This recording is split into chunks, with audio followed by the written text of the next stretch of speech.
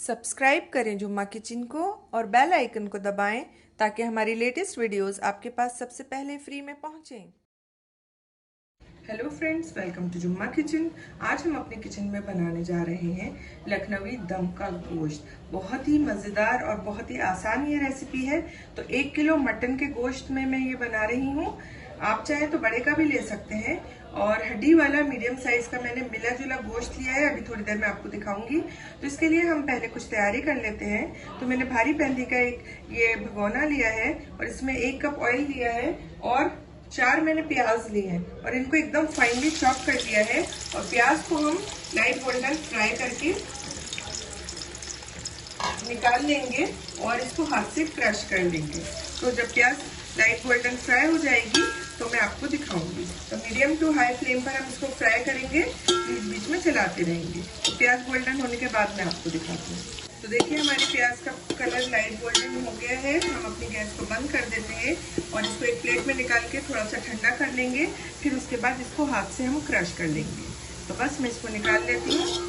इससे ज़्यादा डार्क नहीं करिएगा, क्योंकि इससे ज़्यादा डार्क अगर हमने कर दी तो फिर इसके बाद ये इसकी हीट में और पकेगी और ज़्यादा डार्क हो जाएगी। तो बस इसको मैं निकाल लेती हूँ, फिर आपको दिखाती हूँ।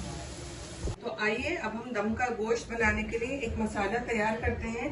तो गैस पर मैंने रख दिया है एक फ्राइंग पैन। इसके अंदर मैं पहले डाल देती हूँ 2 काली इलायची, 5 हरी इलायची, 2 टुकड़े दालचीनी के, 6 लौंग, 1 टीस्पून काली मिर्च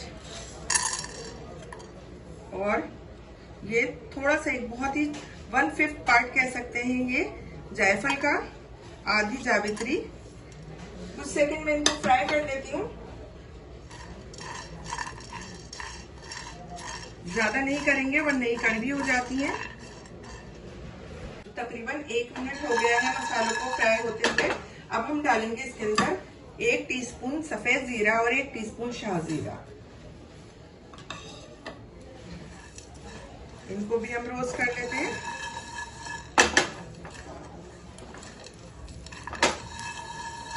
ये बहुत जल्दी हो जाते हैं। और अब हम डालेंगे इसके अंदर 1 टेबलस्पून ये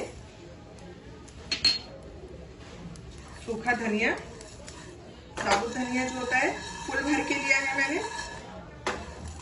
बस हल्का सा इनमें से जो खुशबू आने लगेगी हम अपनी गैस को बंद करके इनको एक प्लेट में निकाल लेंगे। बस ये हो गए, इन्हें हम एक प्लेट में निकाल लेते हैं। अब लिया है हमने ये सूखा नारियल। तो ये 1.5 इंच का मैंने सूखे नारियल का टुकड़ा लेके इसको इस तरह से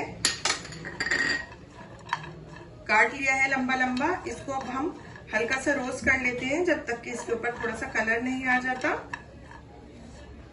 बहुत ही अच्छी सी खुशबू आने लगी है। मसाले जो हमने रोस्ट किए उनकी बहुत ज्यादा डार्क कलर नहीं करेंगे। देखिए नारियल पर भी कलर आ गया है। गैस बंद कर देते हैं और डालेंगे इसके अंदर 1 टीस्पून खसखस और जल्दी से इसको भी हम मिक्स कर लेते हैं। बस ये इतने में ही रोस्ट हो जाएगी, इससे ज्यादा हम इसको नहीं करेंगे वरना ये जल जाएगी। थोड़ी देर हम इसको कर लेते हैं बंद गैस में ही पैन में और फिर इसको भी एक प्लेट में निकाल लेते हैं। अब हम पहले ही अपने जो हमने गरम मसाले रोस्ट किए थे ये पीस लेते हैं। मसाले हमारे पीस गए हैं। अब हमने ली है ये 1 टीस्पून सौंफ, ये डाल के भी हम पीस लेते हैं। डाल देते हैं ये नारियल और खसखस। ये लास्ट में इसलिए डाल रहे हैं क्योंकि इसमें से ऑयल अलग हो जाता है और फिर ये अच्छे से पिसती नहीं है। तो बस अब ये भी पीस लेते हैं और हमारा दम का मसाला तैयार हो जाएगा। ये देखिए हमारा मसाला तैयार हो गया है। अब हम मटन को मैरिनेट कर देते हैं। ये देखिए मैंने 1 किलो मटन लिया है। पहले भी बताया था हड्डी वाला मटन है और मिला जुला है। मटन को मैरिनेट करने के लिए हम सबसे पहले डाल रहे हैं इसके अंदर 2 टीस्पून भर के नमक और जो हमने ये मसाला ग्राइंड करके रखा था वो डाल देते हैं। साथ ही में हम डालेंगे इसके अंदर भर के 2 टेबलस्पून अदरक लहसुन का पेस्ट और डालेंगे इसके अंदर 1 tablespoon Kashmiri red chilli powder, आधा टीस्पून हल्दी पाउडर, 1 टेबलस्पून मैंने ली है ये पीली मिर्च। ये अगर मिल जाए तो आप डाल दीजिएगा, नहीं मिले तो फिर नॉर्मल रेड चिली पाउडर डाल दीजिएगा। साथ ही में मैंने लिया है 2 टेबलस्पून भुने हुए चने का आटा। भुना हुआ चना मैंने लेके और इसको मिक्सी में डाल के पीस लिया है। अगर मिल जाए तो डाल दीजिएगा, वरना फिर आप भुना हुआ बेसन भी यूज कर सकते हैं। उसके अलावा मैंने लिया है 200 ग्राम या फिर 1 कप भर के दही। अब ये सभी चीजें पहले मैं मिक्स कर लेती हूँ। साथ ही में मैं डाल देती हूँ ये प्याज। हाथ से क्रश करके भी डाल सकते हैं, लेकिन हम इसको दम में पकाएंगे तो ये ऑलरेडी सॉफ्ट है तो और ज्यादा घुल जाएगी इसी में, तो जरूरत नहीं लग रही है मुझे। आप चाहे तो हाथ से क्रश करके डाल दीजिएगा। अब सभी चीजें मैं बहुत अच्छे से हाथ से मिक्स कर लेती हूँ, फिर आपको दिखाती हूँ। गोश्त में सभी चीजें मैंने अच्छे से मिक्स कर दी हैं। अब हम इसको मैरिनेट होने के लिए छोड़ देंगे, कम से कम 2 घंटे के लिए, और ज्यादा से ज्यादा हम इसको पूरी रात के लिए कवर करके फ्रिज में रख सकते हैं। तो मटन को मैंने 3 घंटे मैरिनेट कर लिया है। अब ये वही ऑयल है जिसके अंदर मैंने प्याज को फ्राई किया था। गैस को दोबारा ऑन कर दिया है और इसमें डाल देती हूँ 2 तेजपात के पत्ते। साथ ही में अपना मैरिनेटेड मटन भी हम डाल देते हैं, जो कि हमने फ्रिज में रखा हुआ था। गर्मी ज्यादा है इस वजह से।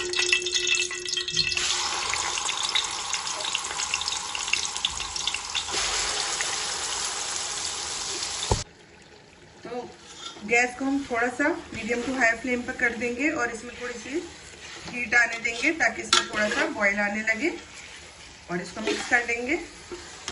बहुत अच्छी सी इसमें से खुशबू आ रही है।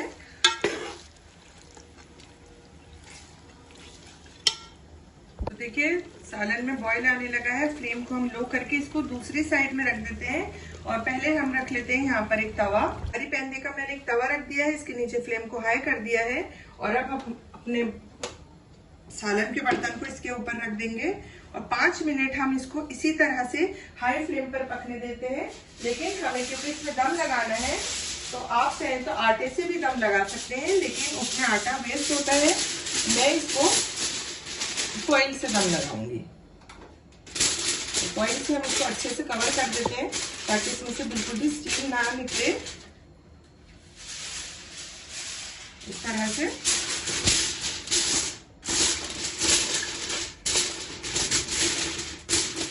और इसका ढक्कन डाल देते हैं। बिल्कुल ये पैक हो गया है। अब इसके बाद हम इसको पहले 5 मिनट इसी तरह से हाई फ्लेम पर पकने देंगे, फिर हम अपनी फ्लेम को लो कर देंगे और इसको फिर हम पकने देंगे 50 मिनट से 1 घंटे के बीच तक, या फिर जब तक कि हमारा मटन जो है अच्छे से गल नहीं जाता। आपको मालूम होगा कि आपका जो मटन है कितना टाइम लेता है, तो बिल्कुल लो फ्लेम पर हम इसको पकने देंगे और बीच में हम इसे नहीं खोलेंगे। तो तकरीबन 1 घंटा हो गया है।